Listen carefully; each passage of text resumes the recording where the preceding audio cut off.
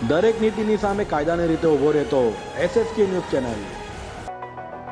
સુરતમાં હત્યાની બની રહેલી ઘટના વચ્ચે ગોળાદરામાં 1000 રૂપિયા માટે જમાઈએ કાકા સસરાની હત્યા કરતા પોલીસે હત્યારા જમાઈની ધરપકડ કરી છે। સુરતમાં હત્યાની વધી રહેલી ઘટનાઓ વચ્ચે ગોળાદરામાં હત્યાની ઘટના બની હતી।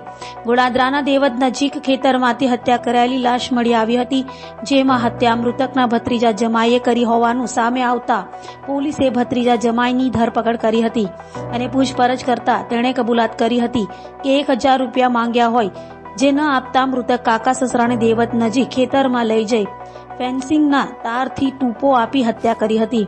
હાલ તો ગોળાદરા પોલીસે વધુ તપાસ હાથ ધરી છે।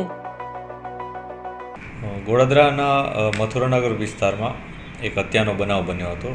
તારીખ 15ના મધરાતના આસપાસ એક વ્યક્તિ સુનિલ રાઠોર એણે પોતાના એક કાકાજી સસરા જેનું નામ છોટુભાઈ રાઠોર છે એની હત્યા નિપજાવી હતી। આ બનાવમાં હકીકત એ મુજબ હતી કે આ બંને વચ્ચે પૈસાની લેતી દેતી બાબતે એક ઝઘડો થયો હતો।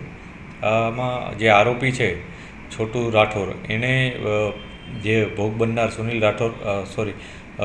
આરોપી સુનિલ રાઠોરે ભોગ બનનાર છોટુ રાઠોર પાસે 1000 રૂપિયાની માંગણી કરી હતી અને એ પૈસા આપવાની બાબતમાં બંને વચ્ચે બોલાચાલી થઈ હતી અને મામલો મારામારીથી લઈ અને હત્યાના બનાવ સુધી પહોંચ્યો હતો।